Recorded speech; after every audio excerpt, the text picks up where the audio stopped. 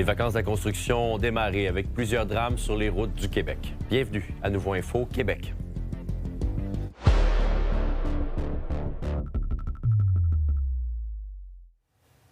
Bonsoir tout le monde, bon lundi. Bonsoir Félix-Antoine. Bonsoir. Les vacances de la construction viennent à peine de débuter, qu'on compte déjà 8 morts sur les routes du Québec.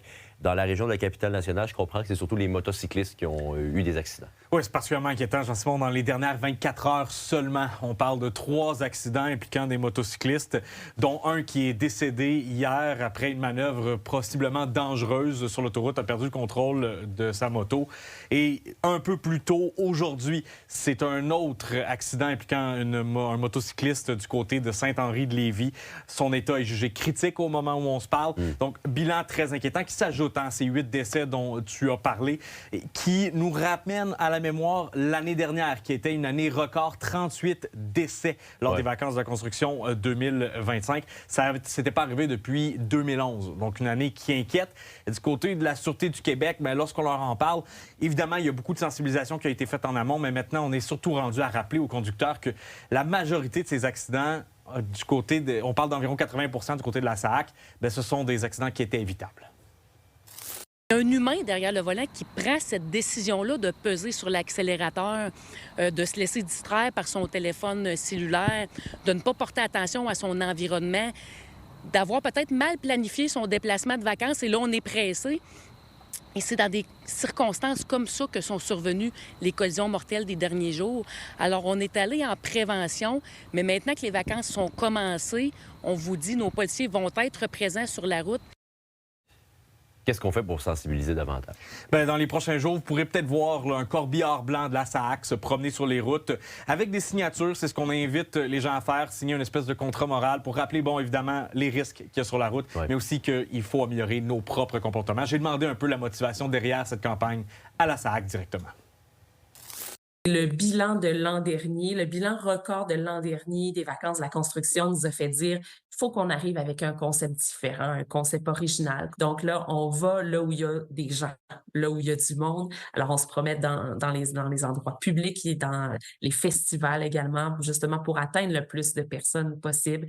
Donc, l'idée, c'était d'arriver avec un concept différent, original et aller à la rencontre des gens. Bon, surtout que ça renverse la tendance. Merci beaucoup, Félix-Antoine. Au plaisir. Bonne soirée. Maintenant, le restaurant Frites à l'Or, situé sur l'avenue Crémazie, ferme définitivement ses portes après plus de 15 ans d'activité. C'est le deuxième restaurant de la chaîne à fermer à Québec, après celui de Limoilou l'an dernier. Le propriétaire Benoît Houd dit avoir pris la décision pour des raisons personnelles. Le restaurateur met aussi en vente la roulotte qu'il opère. Il affirme que la bannière, qui possède d'autres restaurants à Montréal, se porte bien.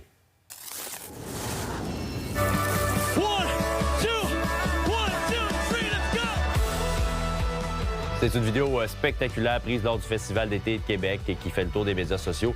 Le DJ Martin Garrix attrape un drone, comme vous l'avez vu, le lance dans la foule. La manœuvre a demandé une grande coordination de la part des équipes de production de Bleu Feu. La vidéo atteint déjà près de 70 000 mentions j'aime. On est vraiment super fiers, super contents des réactions. On était vraiment timés sur sa nouvelle chanson. On avait regardé avec lui à quel moment exact il souhaitait qu'on arrive sur la scène. Donc, on avait vraiment tout monitoré. Et l'objectif était qu'il puisse attraper le drone, faire son segment, le relâcher et qu'on puisse attraper le spectacle de feux d'artifice qui s'en suivait par la suite. Donc, c'était vraiment minuté à la seconde près pour qu'on soit capable d'y arriver. Puis on était toute une équipe là, sur la scène, en coulisses ou d'un peu plus loin là, en constante communication pour s'assurer que le tout se fasse bien. Après la prestation de Dylan Lapointe avec Limp Bizkit, c'était au tour d'un jeune de Québec, Nicolas Larose, de jouer de la guitare avec Jelly Rose sur la scène Belle hier soir. Et j'ai pu le rencontrer un peu plus tôt aujourd'hui.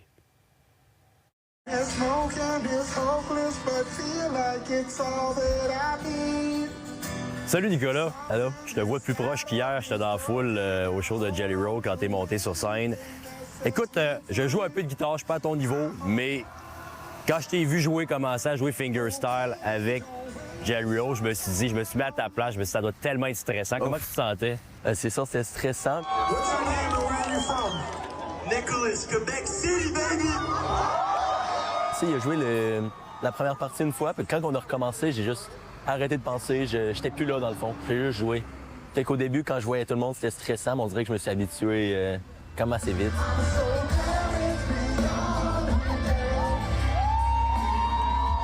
Est-ce que tu t'attendais à ce que ça fonctionne, ta pancarte?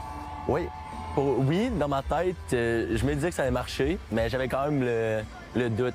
On s'entend que tu débarques pas là sans bien maîtriser la chanson. Ça faisait un bout de temps que tu pratiquais. Ouais, ben, je la connais. C'est la première chanson que j'ai appris. J'ai commencé à jouer il y a à peu près 3 ans.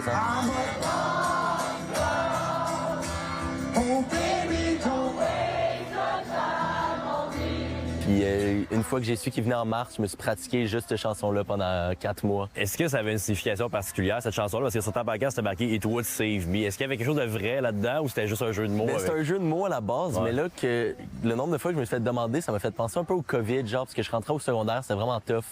Parce que cette chanson-là est sortie en 2020.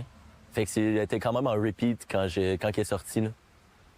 Fait que ça m'a aidé à comme, me relâcher, à pas penser aux choses qui se passaient, là. Tonight's the first night we met each other, right? Yeah? La chanson dure un certain temps, c'est la fin du show, les gens sont en délai, il y a des feux d'artifice, tout ça. Ramène-moi dans ta tête, là. Qu'est-ce qui se passe? T'es en train de jouer, tu sais. Essaie de me faire visiter ta tête pendant toute la chanson. Moi, pendant un bout, je me suis avancé, puis ils m'ont dit recule, il y a des feux d'artifice.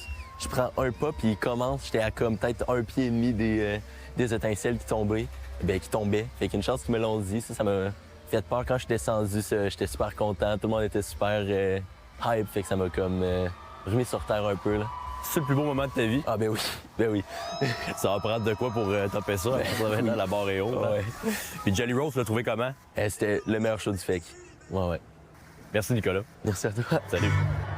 This is Nicholas from Quebec City, y'all!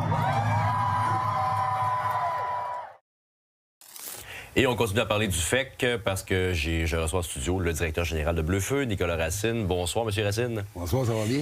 Grosse 58e édition. Merci d'être là. La météo, est-ce que vous aviez arrangé quelque chose avec Dame Nature? Ou... Non, mais j'imagine que c'est une récompense pour l'année dernière, dans le sens que ça avait été beaucoup plus difficile. Cette année, on a eu un vent d'eau toute la période du festival avec la météo. Donc, on est content pour les festivaliers. Ça a contribué à améliorer l'expérience, c'est évident. Hein? Puis on a eu un petit peu de désagrément, mais c'est très, très limité pour 11 soirs de spectacle. À Québec, on est chanceux. Monsieur En Marche, je parlais à Louis Bellavance de la programmation. Il disait que c'est peut-être la plus équilibrée. Est-ce que c'est votre sentiment aussi qu'elle était? Tout à fait. Hein? On a la chance, puis c'est l'ADN du festival. Hein? On a la chance d'avoir 5 scènes extérieures qui nous permettent d'offrir toutes sortes de styles de musique puis de plaire à tout le monde. Cette année, oui, je trouve qu'on avait vraiment un bel équilibre. On l'a vu, hein, les foules étaient importantes. Sur l'ensemble de nos scènes, on parle beaucoup de la scène belle, mais sur l'ensemble de nos scènes, il y a du monde le soir. Les scènes, 2 scènes gratuites, que ce soit la scène Crave ici à Diouville ou à l'Assemblée nationale, ces scènes-là sont pleines aussi. Donc pour nous, c'est vraiment important que toutes les scènes fonctionnent bien. Puis cette année, ça a été vraiment le cas. Je veux qu'on parle de la section VIP, les tentes, les loges corporatives, les zones avant-scène. J'ai été témoin de Fred Durst qui a traité ces gens-là de maisons de retraite, de All American Reject aussi, qui n'ont pas été très tendres. C'est vrai que le contraste, quand on voit l'ambiance, est quand même fort entre le côté droit de la scène et le côté gauche. Est-ce qu'il y a des avenues de solutions pour que ce soit un peu moins frappant pour les artistes? Bon, on n'a pas de problème vraiment avec les têtes d'affiche principales. Hein? Ces zones-là se remplissent plus tard en soirée. C'est un produit qui est un peu comme ça. Je pense que les critiques, on les entend, on les écoute. On est très sensible à ça. Je pense qu'il y a peut-être un autre côté aussi à faire des efforts pour attirer les gens. L'offre, outre l'espace qui est privilégié à l'avant, l'offre qu'on a pour ces zones-là est peut-être pas parfaite. On pourrait la bonifier, permettre aux gens d'arriver un peu plus tôt. Partout dans nos autres secteurs, admission générale inclus, on a dans la nourriture, on a une offre qui fait qu'on peut arriver plus tôt, puis profiter du site, puis échanger avec les autres festivaliers. Peut-être que dans ces secteurs-là, c'est pas vrai qu'on a l'avantage de la place est là, la position sur le site est là, mais le reste, je pense qu'on a peut-être du travail à faire pour inviter les gens à arriver un petit peu plus tôt. On amène le festival où maintenant, là, après cette édition-là, la 60e qui s'en vient dans 2 ans? Bon, c'est quoi qu'on a comme objectif? Je pense que l'ADN du festival va toujours demeurer la programmation. C'est là qu'il faut investir le plus. C'est là qu'on se démarque. Donc, ça va rester. Mais on travaille depuis plusieurs années sur le contenant du festival, l'expérience, créer des moments d'émerveillement. C'est ça qu'il faut continuer à faire. Il faut développer ça.